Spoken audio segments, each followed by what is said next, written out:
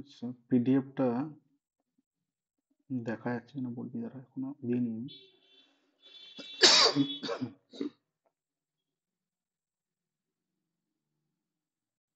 আচ্ছা, তো পিডিএফটা দেখা যাচ্ছে কিনা।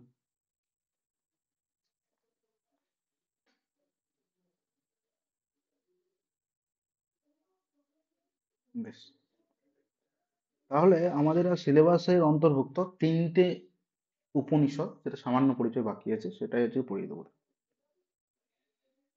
এবার একটা জিনিস দেখ, প্রথমে হচ্ছে বৃহদারণ্যক উপনিষদ। এবার বৃহদারণ্যক উপনিষদ জানতে গেলে দেখ, নামটাই হচ্ছে বৃহৎ। তাহলে যদি জিজ্ঞাসাও করে যে সব থেকে বড় উপনিষদ কোনটা, তাহলে আমরা বলবো বৃহদারণ্যক উপনিষদ হচ্ছে সব থেকে বড় উপনিষদ। আর যদি সব থেকে ছোট জিজ্ঞাসা করা হয় তাহলে বলবি কি, ঈশোপনিষদ। ঠিক আছে।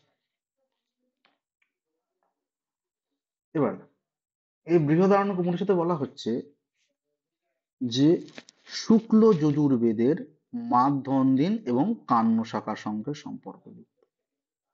দেখ, যে কোনো বেদই হোক, মানে উপনিষদ যে কোনো বেদের অন্তর্ভুক্তিকরণ হোক না কেন, তার সেটা কোন শাখার অন্তর্ভুক্ত সেটাও কিন্তু জানতে হবে। কারণ এখন যে ধরনের প্রশ্ন আসছে, তো শাখাও জানতে হবে। তো এইখানে যেমন হচ্ছে, আমরা আগের দিন পড়লাম কঠোপনিষদ। কঠোপনিষদ আবার কট শাখার অন্তর্ভুক্ত, তাই না? তো সেরকমই এখানে বলছে যে কান্য শাখা বা মাধ্যন্দিন দুটো শাখা রয়েছে, দুটো শাখারই সঙ্গে সম্পর্কযুক্ত হচ্ছে কি, এই বৃহদারণ্যক উপনিষদ। এবং বৃহদারণ্যক উপনিষদ শুক্ল যজুর্বেদের শতপথ ব্রাহ্মণের শেষ চতুর্দশ খণ্ড। তাহলে কি বলছে, যে এই যে বৃহদারণ্যক উপনিষদ রয়েছে, শুক্ল যজুর্বেদ যে বেদ রয়েছে, হ্যাঁ একটু নেবা। আচ্ছা, তাহলে দেখ, শুক্ল যজুর্বেদের শতপথ ব্রাহ্মণের শেষ চতুর্দশ খণ্ড। তাহলে এখানে বলছে শুক্ল যজুর্বেদ শতপথ ব্রাহ্মণ রয়েছে। ঠিক আছে, যদি জিজ্ঞাসা করে ব্রাহ্মণ কোনটা শুক্ল যজুর্বেদে, তাহলে বলবি শতপথ ব্রাহ্মণ। তো সেই যে চতুর্দশ খণ্ড এখানে কিন্তু সন্নিবিষ্ট রয়েছে, এবং এই উপনিষদ শুধু আকারে বৃহৎ এবং অরণ্যে উপবিষ্ট হয়েছে। তাহলে আকারের দিক থেকে কিন্তু এটা অনেক বড় এবং অরণ্যে উপবিষ্ট হয়েছে। শুধু আকারে বড় নয়, ভাব গৌরবেও কি হচ্ছে, সমৃদ্ধ। আচ্ছা সঞ্জয়, একটু, হ্যাঁ 30 সেকেন্ড একটু দাঁড়া, হ্যাঁ একটু দাঁড়া।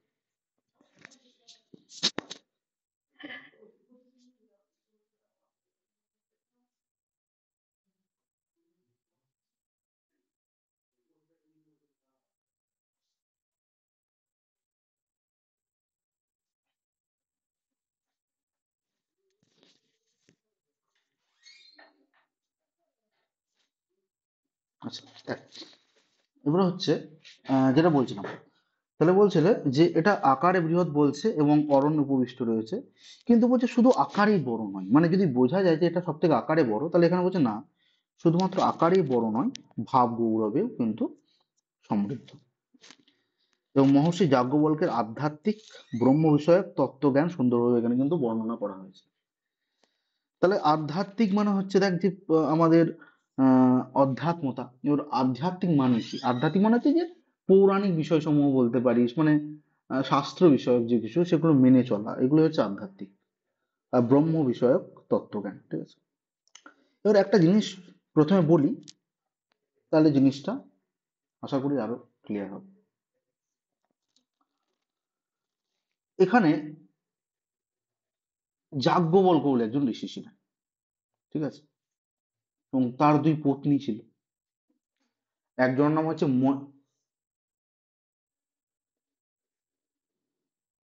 হ্যাঁ ওটাই ওটাই ওটাই, ওই যাজ্ঞবল্ক্য। কারণ ওটাই বৃহদারণ্য উপনিষদ ছিল তোমাদের তখন, তাই না? এবং আমাদের দেখবি মানে চতুর্থ আর পঞ্চম দুটো ব্রাহ্মণই ছিল। যাই হোক, তো এই যে যাজ্ঞবল্ক্য তখন কি বলতো যে মানে এবার হয়তো ঘটনাটা শুনলে একটু বড় মনে পড়ে যাবে, আমি পড়েছি আগে, একটু শুনলে এটা দেখ, যে যাজ্ঞবল্ক্য কি হয়েছে, এবার মনে হচ্ছে অনেকদিন হলো বা সন্ন্যাসী নিতে হবে, এবং ভেবেছে যে আমি যে জাগতিক সুখ রয়েছে, আমার যে এত সম্পত্তি রয়েছে, তো এগুলো থেকে আমি এখন দূরে সরে যেতে চাই, আমি সন্ন্যাস গ্রহণ করতে চাই। তো এই যে ভাবা, তখন তাকে এই সম্পত্তির ভাগ তো ভাবে দিয়ে যেতে হবে, শুধু শুধু তো একা চলে গেলে হবে না। তো তখন দুই পত্নীকে ডাকে, যে গার্গী এবং মৈত্রী, তাদেরকে দুজনকে ডাকা হয়। এবার দেখ, গার্গী ছিল কি বলতো, গার্গী ছিল হচ্ছে সম্পদ, মানে সে সংসার মানে নিয়ে থাকতো, ঠিক আছে, এবং সে কিন্তু ওই মানে ভোগ বাসনা ছিল তার, কিন্তু হ্যাঁ, যে হ্যাঁ লোভ ছিল আর কি ধনের প্রতি। কিন্তু মৈত্রীর সেটা ছিল না, মৈত্রীর ভাবনা ছিল যে মুক্তি পাওয়ার পথ সবসময় ভাবতো, যে কিভাবে মুক্তি পাওয়া যায়। এবার এইখানে যখন মানে তাকে জিজ্ঞাসা করা হয় যে হ্যাঁ দুজনের মধ্যে দেখো সম্পত্তি ভাগ করতে চলেছি, তাহলে কি করা যায় বলো তো।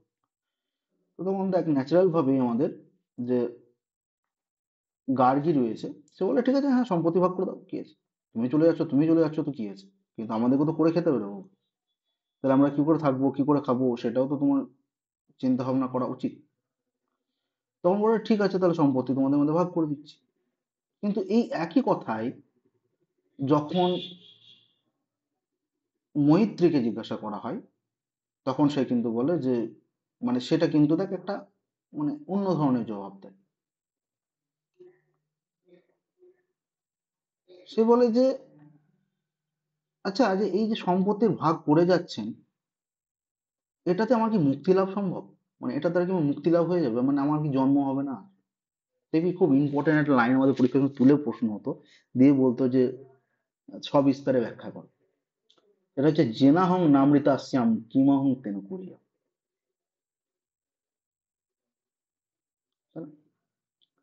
মানে যে বস্তু আমাকে মুক্তি দিতে পারে না, যে না হং, মানে যে না, মানে যে না মানে যার দ্বারা অহম না অমৃতা, মানে যেটার দ্বারা আমি অমৃত লাভ করতে পারি না, শ্যাম মানে হচ্ছে হওয়া, কি হং কিমহং তেন করিয়াম, সেটা নিয়ে আমি কি করবো, আমি যদি মুক্তি লাভের পথই না পাই সেটা নিয়ে কি করবো। তো তখন কিন্তু তাকে সেই মুক্তি লাভের পথটা কিন্তু যাজ্ঞবল্ক্য বলতে লাগেন। এটা হচ্ছে আমাদের শর্টকাট একটা ঘটনা। এবার কি কি বলতে লাগেন সেগুলো ধর পুরোটাই এখন পড়ার বিষয়, ঠিক আছে। তো এখন আমি শর্টকাট ঘটনাটা বললাম। হুম, বেশ।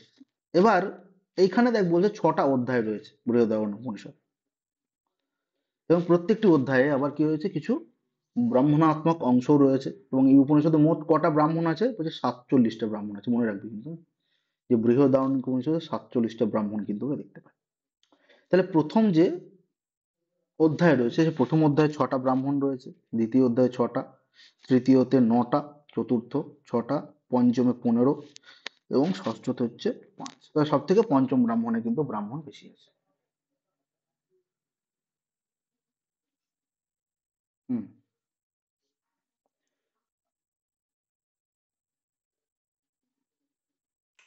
সম্ভবত নয়, মানে বলা হয় যে এখন পাওয়া যায় 10টা পাওয়া যায়, নেটের সিলেবাসে 6টা আছে, ঠিক আছে, কিন্তু মানে 10টা পাওয়া যায়। দেখতো মানে এরকম প্রশ্ন দিয়েছিল। আচ্ছা, মানে কি দিয়েছিল, যে কটা উপনিষদ দেখতে পাওয়া যায়, তাই তো, যে অপশন কিরকম ছিল। হ্যাঁ 108টা, তাহলে 108টা করতে হবে, তাহলে 108টা অপশন করতে হবে। কিন্তু 10টা যদি না থাকে তাহলে আবার 108টা করতে হবে, ঠিক আছে। কারণ অনেক উপনিষদ এমনও স্বীকৃত রয়েছে যেগুলো মেনে চলে অনেকজন, সেজন্য ওই মেনে চলার প্রশ্নও দিয়ে দেয় অনেকে, ঠিক আছে। বেশ, বেশ, যাই হোক, যেটা হয়েছে হয়ে গেছে, পরীক্ষা এখন, এবং নতুন পরীক্ষার জন্য ভাবতে হবে। দেখ, তাহলে এই ব্রাহ্মণগুলো আমরা পেলাম যে কোথায় কটা ব্রাহ্মণ রয়েছে। তাহলে এই উপনিষদে বলছে আবার 3টে কাণ্ড রয়েছে। তাহলে কি কি কাণ্ড, একটা হচ্ছে মধুকর কাণ্ড, একটা হচ্ছে যাজ্ঞবল্ক্য কাণ্ড, আর একটা হচ্ছে ক্ষীর বা মুনি কাণ্ড। তাহলে এই যে দেখ, যাজ্ঞবল্ক্য কাণ্ডের তৃতীয় চতুর্থ অধ্যায় এগুলো কিন্তু রয়েছে, ঠিক আছে। ক্ষীর কাণ্ড ও মুনি কাণ্ডে পঞ্চম এবং ষষ্ঠ অধ্যায় রয়েছে। এবার আমরা কিন্তু দেখ চতুর্থ কাণ্ড মানে চতুর্থ অধ্যায়টা আমাদের মেন সিলেবাস ছিল, ঠিক আছে, সেই জন্য আমরা কিন্তু যাজ্ঞবল্ক্য সংহিতার বিষয়টা পড়েছি আর কিছু। বেশ। তাহলে এখানে কিন্তু মনে রাখতে হবে যে কটা কাণ্ডে যদি বিভক্ত বলে তাহলে বলবি যে 3টে কাণ্ডে বিভক্ত, এবং সেগুলোর নাম মনে রাখতে হবে, ঠিক আছে, এবং কোনগুলো কোনটার সাথে যুক্ত আছে। মধুকর কাণ্ডের মধ্যে কি হয়েছে, প্রথম দ্বিতীয়, যেখানে ব্রহ্মতত্ত্ব আলোচিত হয়েছে। যাজ্ঞবল্ক্য কাণ্ডে তৃতীয় চতুর্থ রয়েছে, আর খিল বা মণিকাণ্ডে রয়েছে পঞ্চম আর ষষ্ঠ অধ্যায় কিন্তু রয়েছে। বেশ। এরপরে দেখ বলছে প্রথম অধ্যায়ে তাহলে কি আলোচনা করা হয়েছে, না বলছে প্রথম অধ্যায়ে প্রাণ শ্রেষ্ঠতয়া সৃষ্টি বিষয় এরকম সিদ্ধান্ত বর্ণিত, মানে প্রাণ যে সৃষ্টি তত্ত্ব, সৃষ্টি তত্ত্বে মানে কিভাবে সৃষ্টি কার্য হচ্ছে না হচ্ছে এগুলোর ব্যাখ্যা রয়েছে। দ্বিতীয় অধ্যায়ে কি রয়েছে, যে কাশীরাজ অজাতশত্রু ব্রহ্মবিদ্যার জ্ঞানের দ্বারা গার্গের বর্ণনা, তাহলে স্পষ্ট লেখা আছে। জনক যাজ্ঞবল্ক্য মানে সংবাদ, এটাও দ্বিতীয় অধ্যায়ে রয়েছে। তৃতীয় অধ্যায় বলছে জনক যাজ্ঞবল্ক্য সংবাদ, তৃতীয় অধ্যায় এটাও আছে। মানে দেখ, এবার এইখানে ঘুরিয়ে প্রশ্ন দিয়ে দেয়, ঠিক আছে, এটা মাথায় মাথায় রাখ। যে অনেক সময় দিয়ে দেয় জনক যাজ্ঞবল্ক্য সংবাদ কোন অধ্যায়ে রয়েছে, তখন কিন্তু দেখ দ্বিতীয় তৃতীয় উভয় যদি অপশন থাকে তবে কিন্তু উভয় করতে হবে, ঠিক আছে, কারণ একটা অধ্যায় নেই।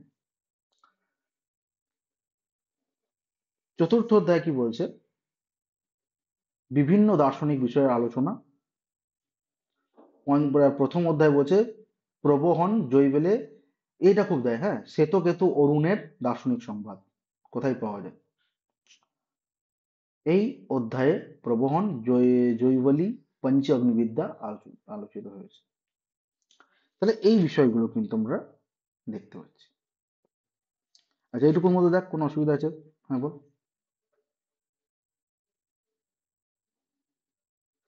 হ্যাঁ হ্যাঁ হ্যাঁ, ওটা পঞ্চম হয়ে গেছে। হ্যাঁ, ওটা এটা এটা তো বই থেকে বই থেকে তোলা, তো ওইখানে প্রিন্টিং মিস্টেক করেছে, কোনো অসুবিধা নেই, ওটা প্রথম করে দিয়েছি, যাই হোক, বেশ বেশ। আচ্ছা, এইটুকুর মধ্যে দেখ কোনো অসুবিধা আছে কিনা।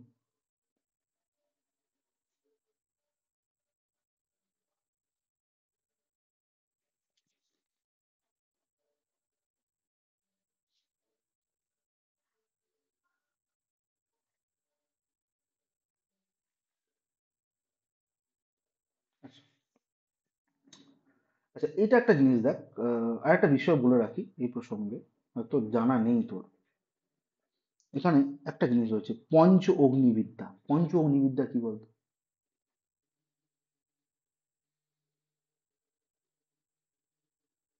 মানে পাঁচটা অগ্নিকে বলা হচ্ছে, তুই তো বলবি আরে ভাই, পাঁচটা অগ্নি কোথা থেকে গেলো? একটাই তো অগ্নি জানছি, অগ্নি আগুন তো আগুনই হয়, আগুনের আবার পাঁচটা ভাগ কোথা থেকে গেল?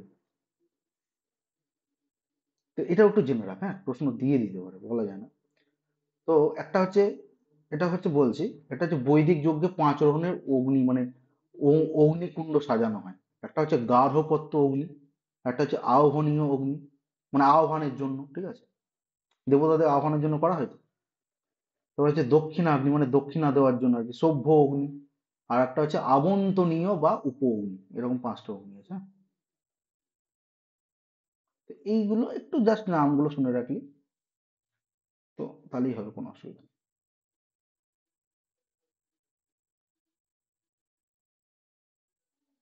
তাহলে কি কি বললাম, না, গার্হপত্য অগ্নি, আহ্বনীয় অগ্নি, দক্ষিণ অগ্নি, সভ্য অগ্নি, আর আবন্তনীয় বা উপ অগ্নি। তো পরে মিউট করে তুই ওটা লিখে নিবি, হ্যাঁ। দক্ষিণাগ্নি, হ্যাঁ, দক্ষিণাগ্নি মানে দক্ষিণ যুক্ত অগ্নি হচ্ছে, মানে ভাঙলে। বেশ। এবার দেখ প্রমুখ সংবাদ এখানে কি পাওয়া যায়, কার মধ্যে কথোপকথন আছে সেটা দেখ, বুঝতেই পারছিস। একটা হচ্ছে গার্গ অজাতশত্রু, জনক যাজ্ঞবল্ক্য, যাজ্ঞবল্ক্য মৈত্রী, গার্গ যাজ্ঞবল্ক্য, শৈবলী সেতুকেতু, এটা খুবই দেয়, হ্যাঁ, যেটা কোথা থেকে নেওয়া হয়েছে, শৈবলী সেতুকেতু, এটা কিন্তু দেবে। প্রমুখ মানে কি, মানে প্রমুখ মানে হচ্ছে গুরুত্বপূর্ণ, মানে যেগুলো খুবই মানে ভাইটাল, মানে যেগুলো কথার মধ্যে দম আছে, বুঝলি তো, মানে বলা না তো, আমরা কথায় কথায় বলি যে ভাই তোর কথার মধ্যে কিন্তু একটা লজিক আছে, তাই না, মানে যেটা শাস্ত্রর একটা ব্যাপার।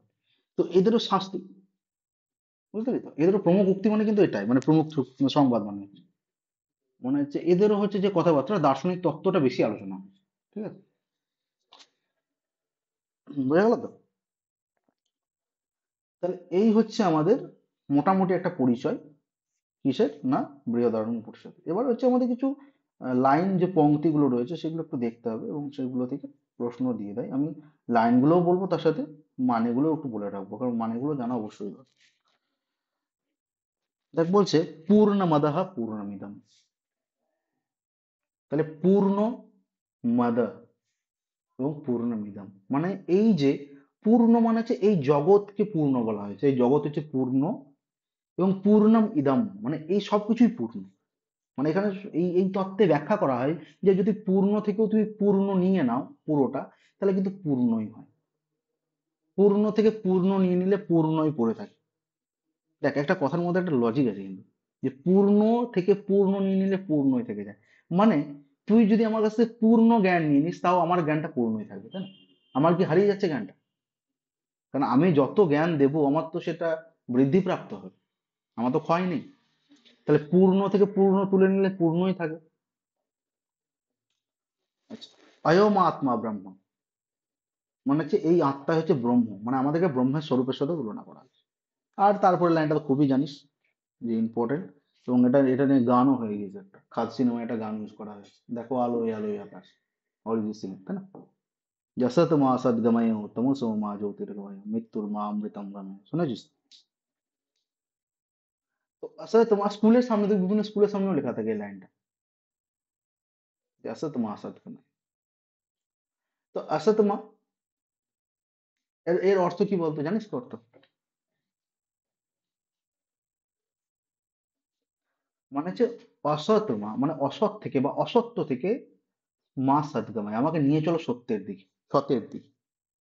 এবং তমসো মা জ্যোতির্গময়, হ্যাঁ, মা মানে এখানে না। তাহলে মানে অসৎ মা মানে আমাকে অসৎ থেকে, মানে অসৎ থেকে বারণ করছে, সেই জন্য না, যে অসতে রেখো না, আমাকে অসতে ফেলে রেখো না, আমাকে অসৎ থেকে সতের দিকে নিয়ে যাও, ঠিক আছে? সেই জন্য মা ইউজ হয়েছে, মানে অসৎকে এখানে নিষেধাত্মক করে দেওয়া হচ্ছে। আচ্ছা, তমসো মা জ্যোতির্গময় মানে অন্ধকার থেকে আমাকে কি হচ্ছে, আলোর দিকে। তম মানে জানিস, তম মানে অন্ধকার। আর জ্যোতি মানে জানিস আলোক, যেখানে অন্ধকার জ্যোতির্ময় জ্ঞান, মানে এখানে জ্ঞানের আলোকে বলেছে কিন্তু, হ্যাঁ? কারণ আমরা দেখবি যে আলো অন্ধকার তোমরা দেখতেই পাচ্ছি, আমরা আলোতে এমনি ন্যাচারাল ভাবে যেতেই পারি, কিন্তু যে জ্ঞান রূপী অভাব রয়েছে আমাদের জীবনে, সেখানে সেই অন্ধকার থেকে কিন্তু কি হচ্ছে, আমরা যাচ্ছি। যাই হোক, তাহলে অন্ধকার থেকে জ্যোতির্ময় জ্ঞানের দিকে নিয়ে যাও। আচ্ছা, আর দেখ, মৃত্যু থেকে, মানে মৃত্যুর মা অমৃতম গময়, মানে মৃত্যু থেকে অমৃতের দিকে নিয়ে যাও। কেন বলেছে বলতো মৃত্যুর থেকে অমৃতের দিকে নিয়ে যাও? শুধু যদি মৃত্যু ঘটে, তাহলে তোকে আবার জন্মগ্রহণ করতে হবে। সেই জন্য বলেছে কি, আমাকে অমৃত, অমৃতত্ব এমন একটা জিনিস যেখানে তোর জন্ম হবে না, মোক্ষ যেটা অমৃত, মানে যে অমৃত পান করলে যেমন কি হয়, যে অমরত্ব লাভ করা যায়। বলছে আমার সেই সুখরূপ অমরত্ব চাই, কি রকম সুখ? না, আমার জন্ম হবে না, এটার জন্য অমৃত, সেই অমৃতত্বের মতো বাঁধা রেখে দেবো আমাকে, আমি আর জন্ম নেব না, ঠিক আছে? এটা হচ্ছে তৃতীয় লাইন, মানে তৃতীয় নম্বর। 4 নম্বর দেখ, ওং খং ব্রহ্মা। ওং খং ব্রহ্ম মানে হচ্ছে, মানে ধ্বনিকে ব্রহ্ম বলা হচ্ছে, যে ওম যে একটা ধ্বনি। তো এখানে মানে এটা রিসার্চ, প্রচুর একটা বিষয় আছে, হ্যাঁ, এটা নিয়ে আমি রিসার্চ করি। প্রণব বলা হয়, মানে ধ্বনিকে প্রণবের সঙ্গে তুলনা করা হয়, প্রণব মানে হচ্ছে পরমাত্মা। তো সেটা হচ্ছে ধ্বনি, এই সমগ্র বিশ্ব সৃষ্টির মূলে থাকা হয়েছে পরম সত্য, যেটা হচ্ছে পরমাত্মা। আর এই লাইনটা শুনেছিস, আহম ব্রহ্মাস্মি, মানে আমি হচ্ছি ব্রহ্মা, আমি হচ্ছি স্বয়ং ব্রহ্ম।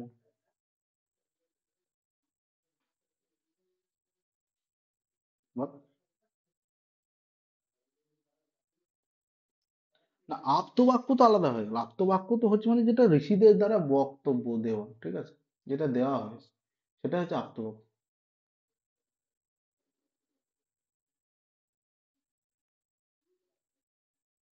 আরে, কোথায় পড়ছি আমরা, এটা কোন বেদের অন্তর্ভুক্ত তুই পড় না, এখানে ভুল করে দিস না কিন্তু। আমরা যজুর্বেদ পড়ছি না, কোন বেদ পড়ছি না, ঋগ্বেদ পড়ছি, বল।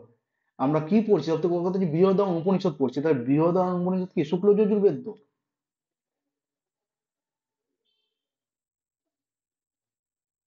হ্যাঁ, তাহলে এটা যজুর্বেদের অন্তর্ভুক্ত, এরকম ভাবে প্রশ্ন দিতে পারে। তো এখানে ভুলে যাস না, হ্যাঁ, কারণ একটার সঙ্গে একটা রিলেটেড। আচ্ছা, তা আহম ব্রহ্মাস্মি হলো।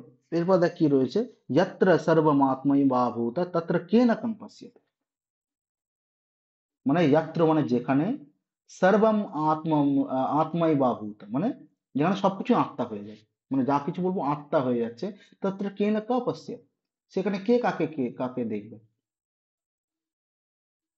মানে দেখ, যদি আত্মা হয়ে যায়, মানে আমরা যে সবাই ধর আত্মা হয়ে গেল, মানে মৃত্যুর পর, যে কে কাকে দেখবে, সেরকম এটা বলছে। এই যে মানে এইখানে আসলে আরো ডিটেইলিং ব্যাখ্যা করা হয়েছে, তো সেটা আমি বলছি তোকে একটু মানে এই যে আমাদের ধর হিংসা একে অপরের প্রতি, ঠিক আছে, তো সেই বিষয়েই বলা হয়েছে যে সেই সেই হিংসাটা যখন মৃত্যু ঘটে যায় মানুষের, তখন কে কাকে দেখবে, যে কে কি করে কে কি কে কি খাচ্ছে, কে কিভাবে ঘুরছে ভালোভাবে, কে কি থাকছে, কে চাকরি করছে, আমরা কেউ দেখতে যাবো না যখন মৃত্যুর পর, তাই না? তো এই জন্য এই লাইনটা ব্যাখ্যা করা হয়েছে। আচ্ছা, এরপরে দেখ বলছে 7 নম্বর, যে অমৃতাঞ্চ স্থিতাঞ্চ যাচ্চ সচ্চ, মানে যা কিছু অমৃত, যা কিছু স্থিত মানে অবস্থিত, এবং যা সত্য সেটাই হচ্ছে পরম ব্রহ্ম। এটার মানে হচ্ছে যে পরম ব্রহ্ম কোনটাকে বলা হচ্ছে, যেটা অমর, যেটা স্থিত থাকে, যেটা সত্য, সেটাই হচ্ছে পরম ব্রহ্ম। আচ্ছা, এরপর বলছে 8 নম্বর, বলছে আত্মা আত্মাই বেদম অগ্রে আসিত পুরুষ বিদা। এর মানে হচ্ছে যে আদিতে কেবলমাত্র আত্মাই পুরুষ রূপে বিদ্যমান ছিল, মানে প্রথমে কিন্তু আত্মারই সৃষ্টি হয়েছে, মানে প্রথমে সূক্ষ্ম শরীর সৃষ্টি হয়েছে, স্থূল শরীর পরে সৃষ্টি হয়েছে, এটা বলা হয়। আর বলছে বাচম ধেনু মুপাসিত, কি আর হচ্ছে এখন শ্রেষ্ঠ add হচ্ছে, আচ্ছা ঠিক আছে।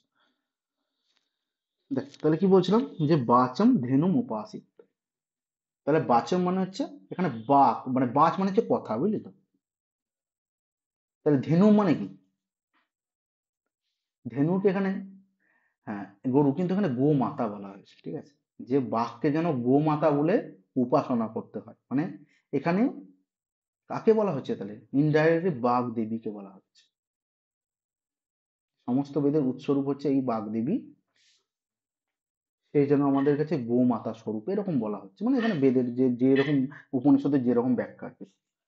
আচ্ছা, 10 নম্বর দেখ বলছে আত্মানস্তু কামায় সর্বং প্রিয় ভবতি প্রিয়ং ভবতি, এটা খুব ইম্পর্টেন্ট, না দেখ খুবই এই লাইনটা। তো এই লাইনটাতে কি বলছে, আত্মানস্তু কামায়, মানে আত্মার কারণে সবকিছু প্রিয় হয়। দেখ, আমার কাছে আমাকে, আমার ধর কাউকে ভালো লাগছে, তাহলে কিসের জন্য ভালো লাগছে, মানে কে ভালো লাগাটা করাচ্ছে, আত্মা। আমার যদি আত্মা না থাকে, শুধু শরীর নিয়ে আমি কি করবো, শরীর নিয়ে, শরীর তো মানে নড়াচড়াও করবে না, কিছু করবে না, তার প্রতিক্রিয়া হবে না, সে কিছু ভাবতেও পারবে না, কিন্তু আত্মাই তো ভাবে। সেজন্য বলছে আত্মানস্তু কামায়, যে কাম মানে যে কামনা বাসনা সেটা আত্মায় করে থাকে। সর্বম প্রিয়ম ভবতি, মানে তার মূলে আছে যে আমাদের প্রিয় মানে ভালোবাসা, সেটা হচ্ছে আত্মায় করে থাকে। এরপরে হচ্ছে 11, উত্তরং বাগেব গিথিত্ব গীথা চেতি উদ্গীত, মানে যে বাক, বাকই হলো কি, গীথি মানে কি, গীথি মানে হচ্ছে গান, ঠিক আছে। আর উদ্গীথা মানে হচ্ছে, উদ্গীথা মানে হচ্ছে, উদ্গীতা কাকে বলা হয় বলতো, ওম উচ্চারণটাকে যে আমরা ওম বলছি, এটাই হচ্ছে উদ্গীথা, ঠিক আছে। তাহলে উদ্গীথার যে সার মর্ম, সেটা হচ্ছে বাক। দেখ, আমরা মানে কথার দ্বারাই তো ওম বলছি, আমরা যদি কথা না বলতে পারতাম, মানে বাগেইব যা কিছু বলছি কথার দ্বারাই, বাকইব মানে কথাই হচ্ছে সবকিছু। উত্তর যে দিচ্ছি সেটা হচ্ছে বাকের দ্বারাই, উত্তরম বাগেব দিয়েছে না, মানে আমাদের যে উত্তর সেটা কার দ্বারা দিচ্ছি, না বাগেব কথার দ্বারা, সেটা হচ্ছে কি ওম উচ্চারণ আদি। আচ্ছা, আর যেটা আগেই বললাম দেখ লাইনটা, যেটা মৈত্রীর কথন, জেনা হাম নামৃতাস্যাম কিমহং তেন পূজা, মানে যে বস্তু আমাকে মুক্তি দিতে পারবে না, তা নিয়ে আমি কি করব। আর আরেকটা দেখ খুব ইম্পর্টেন্ট লাইন, সেটা হচ্ছে আত্মা বাতলে দ্রষ্টব্য মন্তব্য শ্রোতব্য নিদিধ্যাসিতব্য, তাহলে আত্মাকে দেখার, দ্রষ্টব্য মানে কি দেখার, মন্তব্য চিন্তার দ্বারা ভাবার, আর শ্রোতব্য মানে হচ্ছে শোনার, শোনার দ্বারা জানা, মানে কোনো কিছু শুনছি তার দ্বারা কোনো কিছু আমার জ্ঞান প্রাপ্তি করছে। আর নিদিধ্যাসন মানে হচ্ছে ধ্যান প্রাপ্তি হওয়া, ঠিক আছে। তাহলে ধ্যানের ভাবে গভীর ভাবে, মানে এই যে চিন্তাধারা এটা হওয়া উচিত বলছে। তাহলে আত্মাকে উপলব্ধি করার ক্ষমতা আমাদের হওয়া উচিত, শোনার ক্ষমতা হওয়া উচিত, নিদিধ্যাসনের ক্ষমতা হওয়া উচিত। এবার এই শাস্ত্রে দেখ বলছে যে, আমরা বলে না যে শাস্ত্রীয় বিভিন্ন লোক যারা রয়েছে, তারা আত্মার সঙ্গে কথা বলছে, কারণ তারা বলছে সেটা এতই ধ্যানমগ্ন হয়ে যায়, তারা কিন্তু জাগতিক সুখ ভোগ সব ভুলে যায়, এবং তারা কিন্তু উপলব্ধি করতে শেখে আস্তে আস্তে সবকিছু, যে সত্যি যেটা সে আত্মাকে কিন্তু উপলব্ধি করে, সেটা জীবাত্মা হোক বা পরমাত্মা হোক, সবকিছুর কথাই বলা আছে। ঠিক আছে, তাহলে এইটুকু ছিল আমাদের কি বৃহদারণ্য উপনিষদ। শ্রেষ্ঠ তো পরে অ্যাড হয়েছিস, পরে দেখে নিবি আগের অংশটাকে। আচ্ছা, এখানটাকে বল যে সঞ্জয় কোনো অসুবিধা আছে কিনা।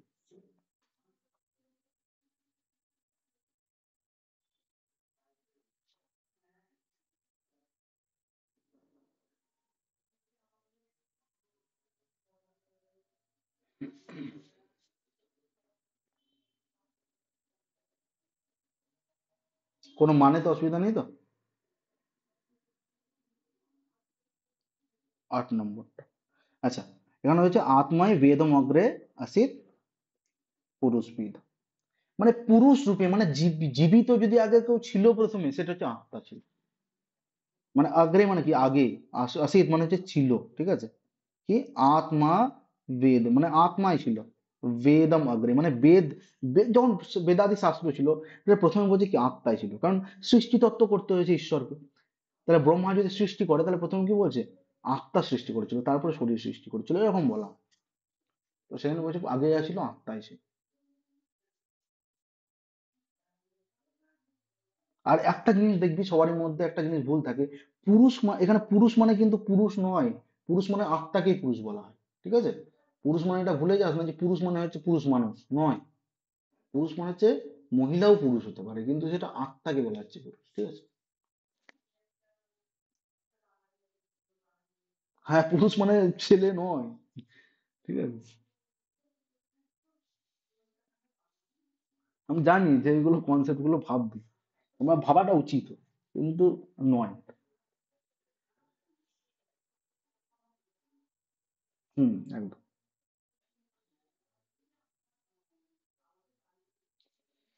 যেমন হচ্ছে সাংখ্য, সাংখ্য কারিকা পড়াবো তখন দেখবি আরো ডিটেল ব্যাখ্যা করবো এটা, যে পুরুষ আর প্রকৃতির মেলবন্ধনে বলছে যে জাগতিক যে সৃষ্টি, সেটাও বোঝায়।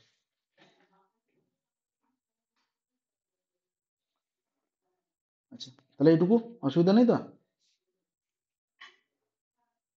আচ্ছা, শেষটা তো পরে অ্যাড হয়েছিস, তোকে কি বলবো পরে দেখবি, তৈতরীয় উপনিষদটা শোন, হ্যাঁ, তারপরে এখান থেকে কোনো অসুবিধা হলে বলবি। আচ্ছা, এখানে দেখ তৈতরীয় উপনিষদে কি বলছে, যে তৈতরীয় উপনিষদ কৃষ্ণ যজুর্বেদের মধ্যে সর্বাপেক্ষা প্রাচীন। তাহলে তৈতরীয় উপনিষদ যদি জিজ্ঞাসা করে যে কোন উপনিষদের অন্তর্গত, তাহলে আমরা কি বলবো, যে কৃষ্ণ যজুর্বেদ, ঠিক আছে?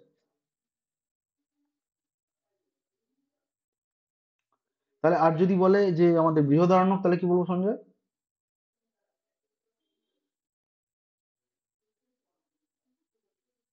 হুম, একদম, কান্ন শাখা, একদম মাধ্যমিক শাখা কান্ন শাখা।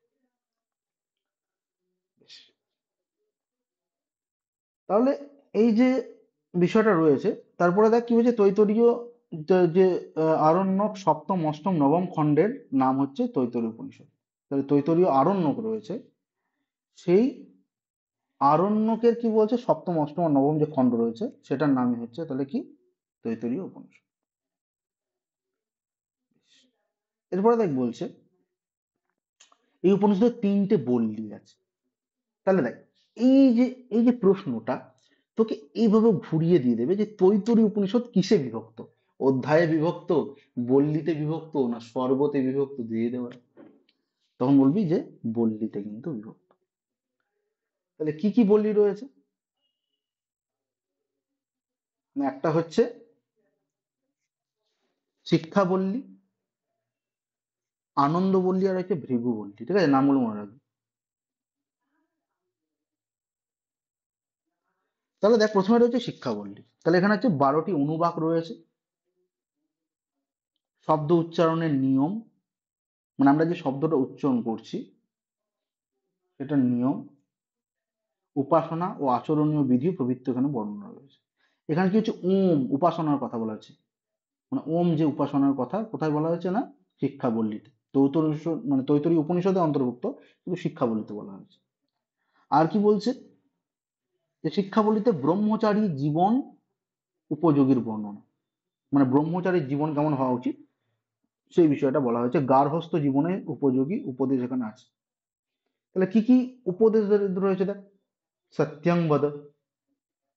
তা সত্যং বদ মানে হচ্ছে সত্য বলা উচিত, মানে সত্য পথে চলো, সত্য বলো আর কি, সত্যং বদ। ধর্মং চলো, ধর্মং চর, ধর্মং চর মানে ধর্ম মতে চল। আর কি বলছে, স্বাধ্যায় আত্মা প্রমাদ। তাহলে স্বাধ্যায় মানে কি, শ্রেষ্ঠা স্বাধ্যায় মানে কি?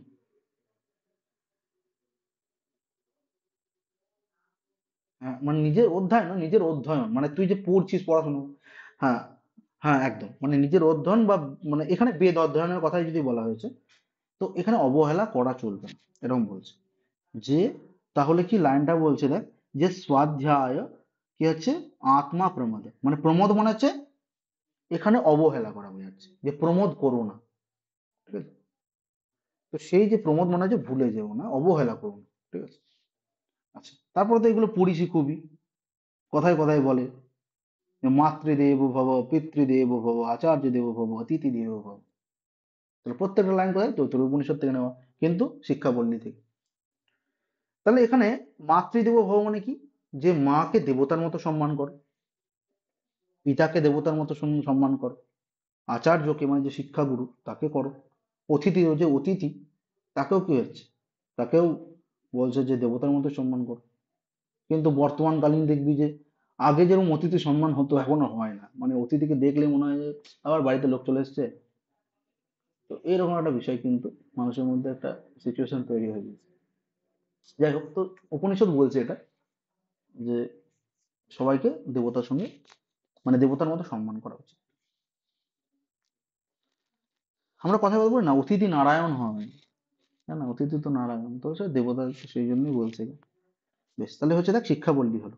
এবার হচ্ছে আনন্দ বললি। এখানে 9টি অনুবাক রয়েছে, কটা অনুবাক জিজ্ঞেস করে নেই, ঠিক আছে? এখানে কি রয়েছে দেখ, এখানে অন্ন, প্রাণ, মন, বিজ্ঞান, আনন্দরূপ পঞ্চকোষের স্বরূপ ব্রহ্মানন্দ বিষয়ে বর্ণিত রয়েছে। এখানে ব্রহ্ম রস স্বরূপ, মানে এখানে রস মানে কি বলতো, আনন্দ স্বরূপ। তো রস কথার অর্থ এখানে আনন্দ, মানে ব্রহ্ম এমন একটা জিনিস যা হচ্ছে যে আমার আনন্দ যেটা, সেটা হচ্ছে ব্রহ্ম। আমি ব্রহ্মের স্বরূপ সব পড়াতে কি মানে ছোট একটা উদাহরণ দিয়েছিলাম, যে শীতকালীন ঘুম, যে আমরা যখন এই শীতকালে ঘুমোই তখন দেখবি যে ঘুম ভাঙতে চায় না, খুব আরাম ঘুমাচ্ছি। এই যে আরাম, যে আনন্দ অনুভব হচ্ছে শরীরের মধ্যে, সেটাই হচ্ছে কি, সেটা হচ্ছে ব্রহ্মের আনন্দ। ঠিক আছে, মানে এটা তুই কি পাচ্ছিস, 6-7 ঘন্টার জন্য পাচ্ছিস, ঘুমাচ্ছিস, কিন্তু বলছে এই আনন্দ তুই সারা জীবনের জন্য পাবি যখন তোর মুক্তি ঘটে যাবে, তুই আর জন্মরক্তি করবি না, তুই ব্রহ্মে লীন হয়ে যাবি, তখন সে আনন্দটা এরকম হয়ে যাবে। বেশ। এরপরে দেখ তাহলে কি বলছে, জীব সেই রসকে লাভ করে আনন্দিত হয়। আর এখানে কিছু লাইন দিয়েছে, হ্যাঁ? আচ্ছা সঞ্জয়, কিছু বলবি?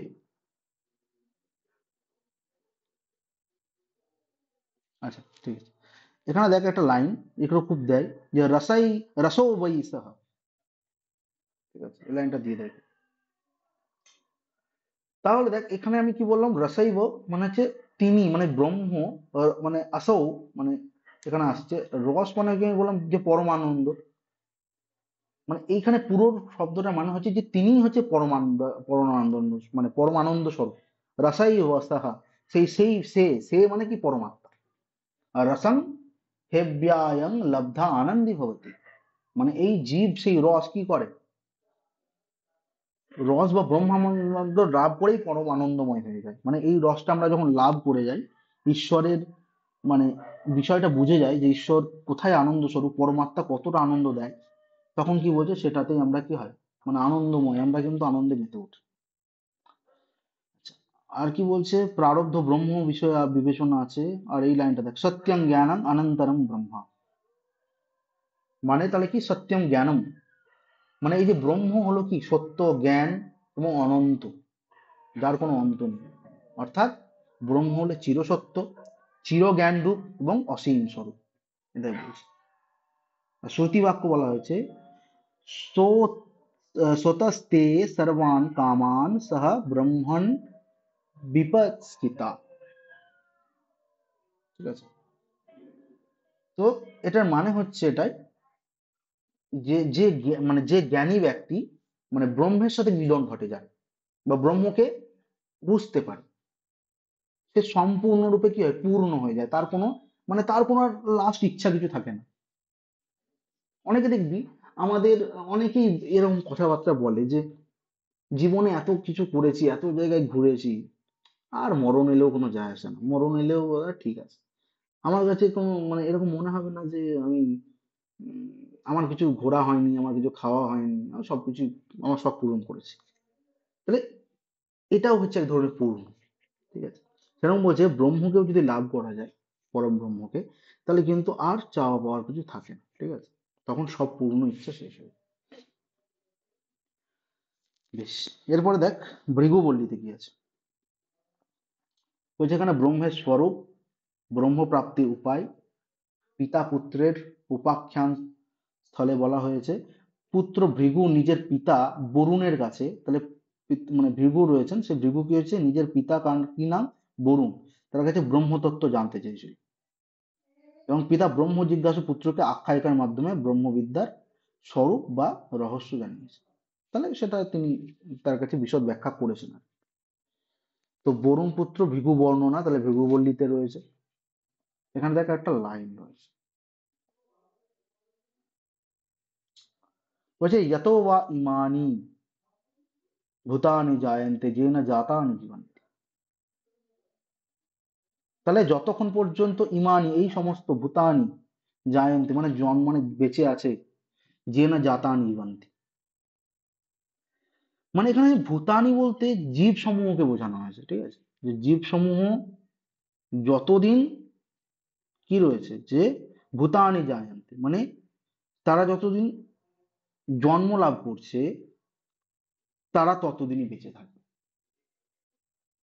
দেখ আমরা কি বলি যে আমরা আত্মার মৃত্যু হয় না, দেহের মৃত্যু হয়। তাহলে তার যে এক শরীর থেকে ত্যাগ করছে, সে আবার কি হচ্ছে, নতুন শরীর ধারণ করছে। তো সেই জন্য এই লাইনটা বলা হচ্ছে। ঠিক আছে, তো তদ্বি জিজ্ঞাসাস্য তদ্রক্ষ্যতি, সেই বিষয়ে জিজ্ঞাসা রয়েছে। এবার এই বিষয়ে যে বিশদ ব্যাখ্যা, সেটা ভৃগবল্লীতে বলা হয়েছে। এত নেটের জন্য এত পড়ার দরকার পড়বে না। আচ্ছা, আর কি বলছে, যে ব্রহ্মবিদ্যার উপাসনা, ভৃগু সংবাদ, পঞ্চকোশ বিবেক, এগুলো কিন্তু রয়েছে এখানে। বেশ, তাহলে এখান থেকে আমাকে একটু বল যে কোনো যদি প্রশ্ন থাকে করতে পারি। হ্যাঁ?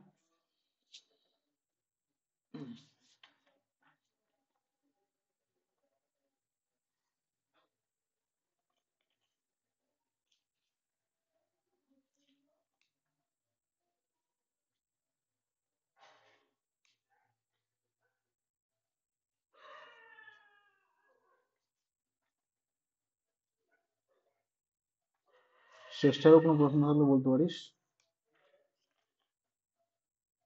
আচ্ছা, সঞ্জয় কোনো প্রশ্ন আছে?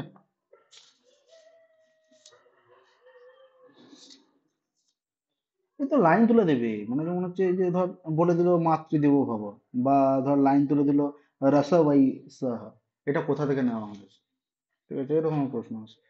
আর তারপরে তো রয়েছেই যে এটা কোন বেদের অন্তর্ভুক্ত, কোন কাণ্ডের অন্তর্ভুক্ত, এগুলো কত অনুবাদ আছে, কটা বল্লী আছে, এই ধরনের প্রশ্ন কিন্তু হয়। ঠিক আছে, এগুলো ঘুরিয়ে ঘুরিয়ে আসে আর কি। কিন্তু লাইনগুলো ভেরি ইম্পর্টেন্ট, কারণ লাইনগুলোই বেশি তুলে দেয় আর কি পরীক্ষার সময়।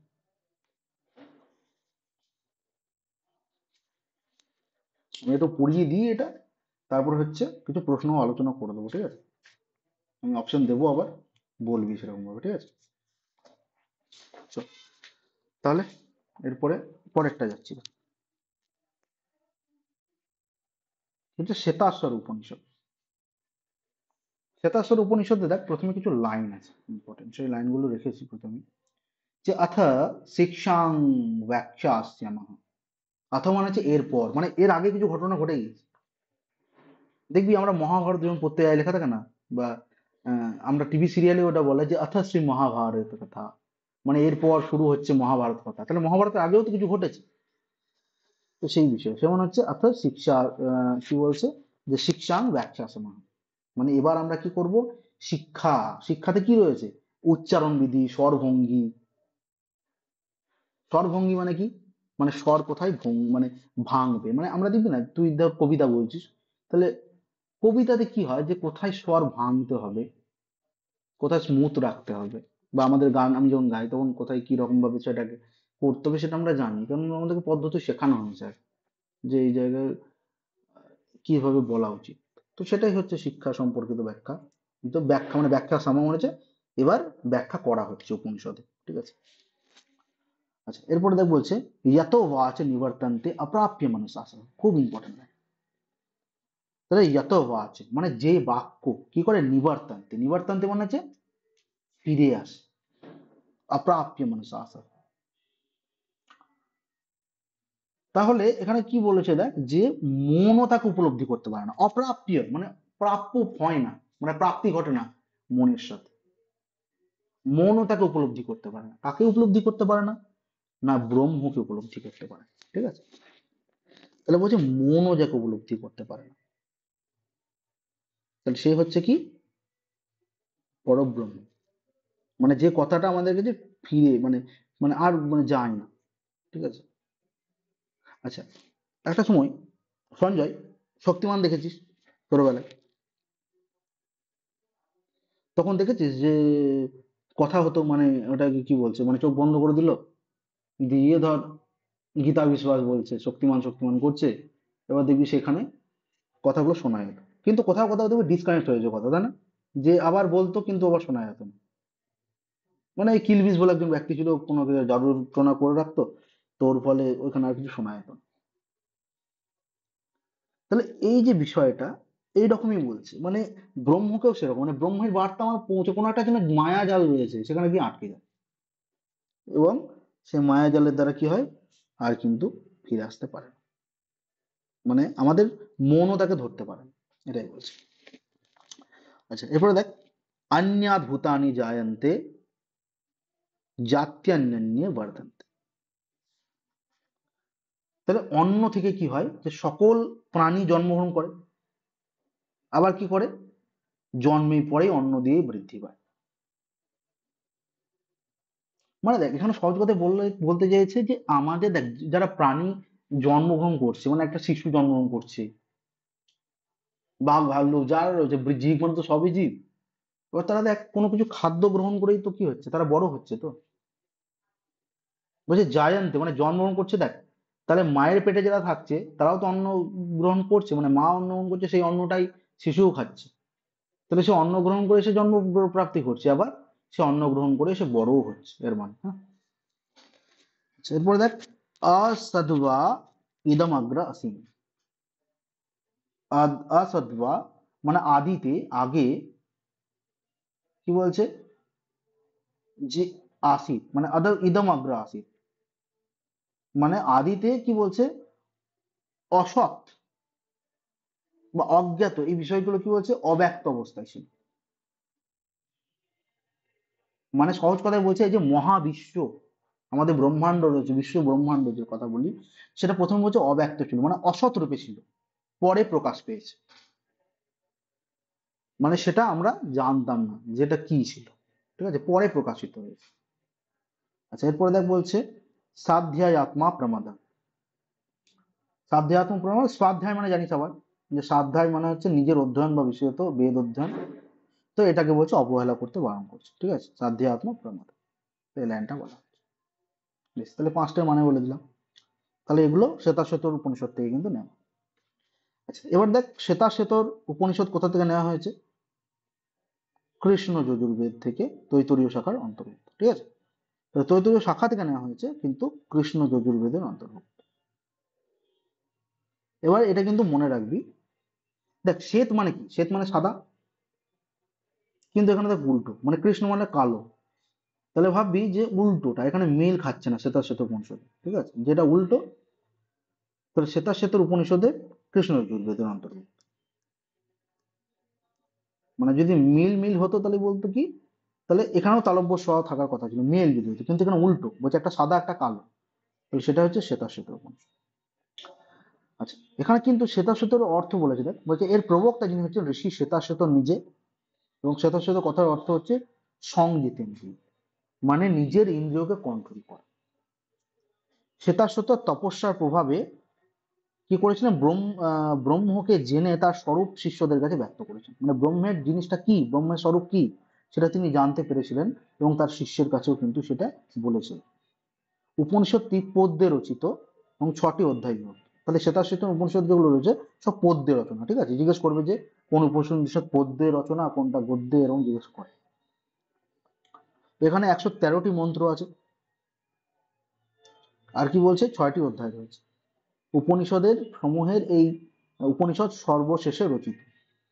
তাহলে এটা যে সর্বশেষ উপনিষদ এটাও বলা চলে। বিশ্বের আদি কারণ সম্পর্কে জিজ্ঞাসা নিয়ে এই উপনিষদ আরম্ভ। মানে বিশ্বে কিভাবে সৃষ্টি হলো, এই যে বিশ্বের সৃষ্টি কিভাবে, যে আদি সৃষ্টি, আদি ব্যাপারে কিন্তু এখানে কি বলছে, মানে ব্যাখ্যা করা হয়েছে। এবার দেখ 6টা অধ্যায় রয়েছে, 6টা অধ্যায় কি কি রয়েছে ছোট একটু করে বলে দিই। বলছে এখানে প্রথম অধ্যায় দেখ, এখানে ব্রহ্মতত্ত্বকে জানার, সরল বোধ করার শ্বেতাশ্বেত উপনিষদ ব্যাখ্যা হয়েছে। এখানে আত্মা হলো সচিদানন্দ, অদ্বিতীয়। মানে অদ্বিতীয় মানে কি, দ্বিতীয় আর কেউ নেই, এই ব্রহ্ম একাই, ওয়ান অ্যান্ড অনলি।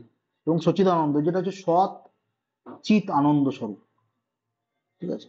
মানে তার মধ্যে শুধু আনন্দই, তাকে যদি জেনে যায় তাহলে আমাদের জীবনে শুধু বলছে যে আত্মা আনন্দ প্রাপ্তি ঘটবে। দ্বিতীয় অধ্যায় কি বলছে, এখানে ধ্যানের সিদ্ধির জন্য সবিতার কাছে অনুজ্ঞা প্রার্থনা করা হয়। তাহলে ধ্যানের সিদ্ধির জন্য কি বলছে, সবিতা মানে একটা সূর্য বলছে, কাছে অনুজ্ঞা প্রার্থনা করতে।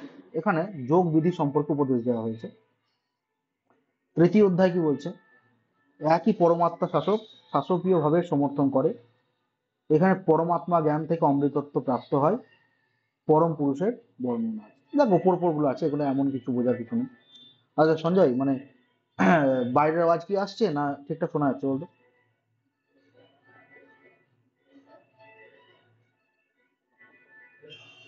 আচ্ছা, ঠিক আছে, জিজ্ঞেস করুন। কারণ এখন তোর বিয়ের মরশুম, তো এখন তোর বিয়ে হচ্ছে।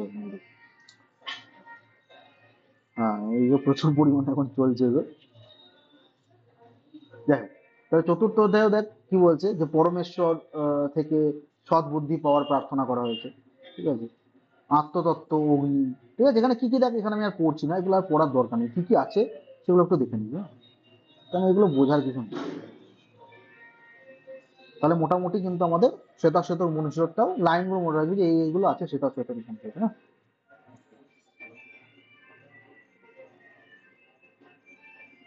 একটু দেখে নেন, আমি তারপরে কিছু প্রশ্ন করছি।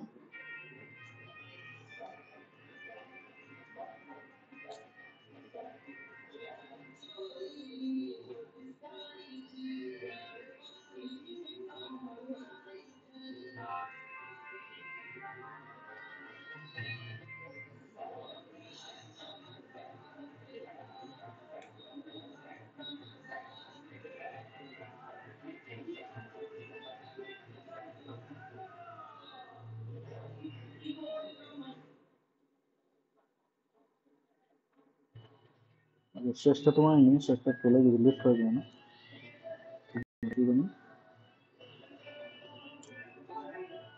আচ্ছা, তোকেই প্রশ্ন করি কিছু দেখ এবার।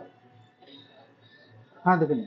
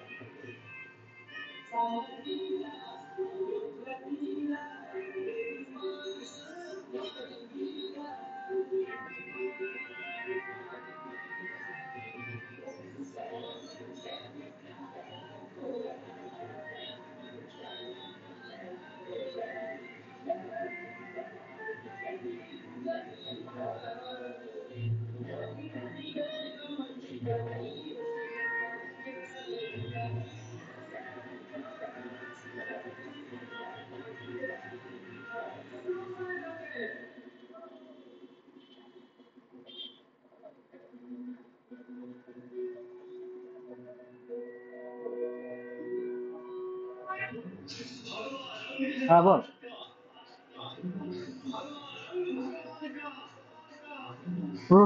প্রশ্ন মনে হচ্ছে করা যাবে না, ঠিক আছে? কেন বিশাল সাউন্ড আসছে বাইরে থেকে,